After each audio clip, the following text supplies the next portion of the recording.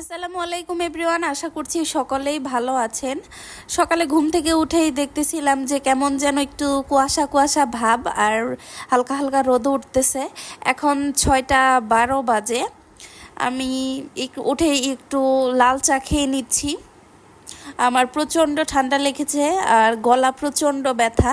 আমি উঠেই আগে একটু চা খেয়ে নিলাম। এখন একটু ভর্তা করব, ধনিয়া পাতা ভর্তা, সাথে একটু খুদের ভাত করব।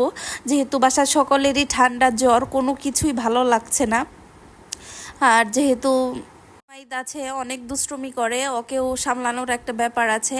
আমার মাথা টাথা প্রচণ্ড ব্যথা, আমি কোনোভাবেই পারতেছিলাম না। আর আজ উমাইদ ঘুম থেকে উঠেছে 4টার সময়, আমি একটু ঘুম আসতে পারিনি। এখানে আমি খুদের ভাত রান্না করতেছি, সাথে একটু সরিষার তেল দিয়ে দিলাম। আমার যে ঝুরি আচার আছে সেইখান থেকে একটু তেল আর আচারটা দিয়ে দিলাম, এতে করে অনেক সুন্দর ফ্লেভার আসে। আর আমার ভয়েসটা শুনতে যদি কারো কাছে একটু সমস্যা হয় তাহলে সরি, কারণ ঠান্ডা লেগেছে, অনেক সমস্যা হচ্ছে। এই তো আমি ধনিয়া পাতা ভর্তাটাও করে নিয়েছি। অনেকগুলো মরিচ দিয়েছিলাম, বাট তবু ঝাল হয়নি। এই তো আমার খুদের ভাতটাও ডান। আমি চুলাটা এখন অফ করে ঢেকে দিয়ে রাখবো, যখন যার যার খেতে মন চাবে খেয়ে নেবে।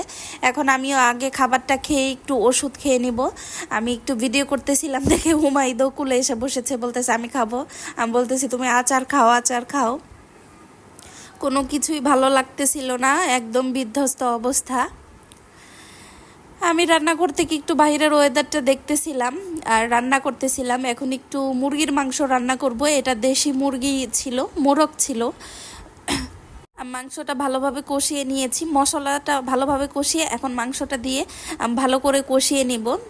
বেশি বড় ছিল না, আর দেশি মোরগ মুরগি তো বেশি বড়ও হয় না, মানে বড় দেখা গেলেও ফার্মের মতো তার ওই রকম বড় দেখা যায় না।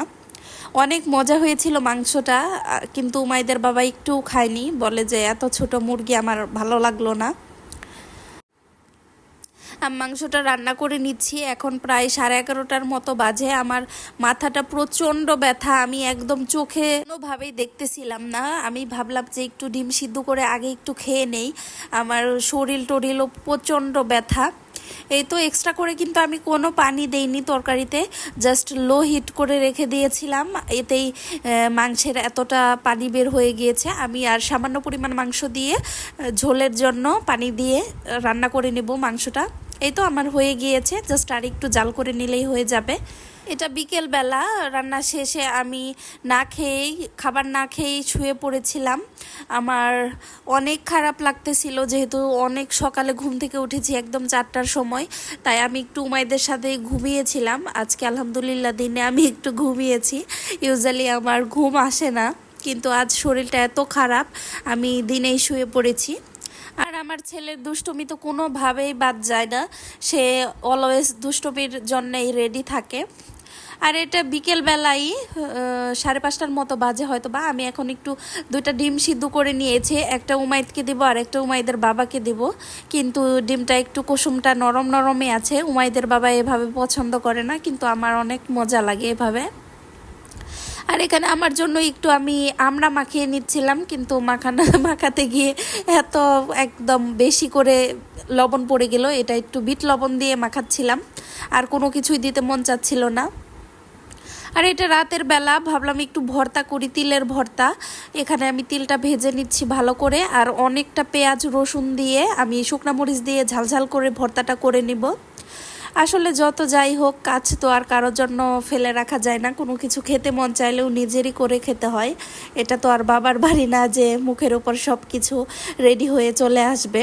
আর যেহেতু ছোট বাচ্চাও আছে, এর জন্য কোনো কিছু স্যাক্রিফাইস করা যায় না। যতই খারাপ থাকুক শরীর, যতই খারাপ লাগুক, কোনো কিছু করার নেই। এর জন্য যতটা সেফ সাইড থাকা উচিত আমি ততটা ট্রাই করি, বাট রোগ ব্যাধি তো বলে কয়ে আসবে না, তাই না?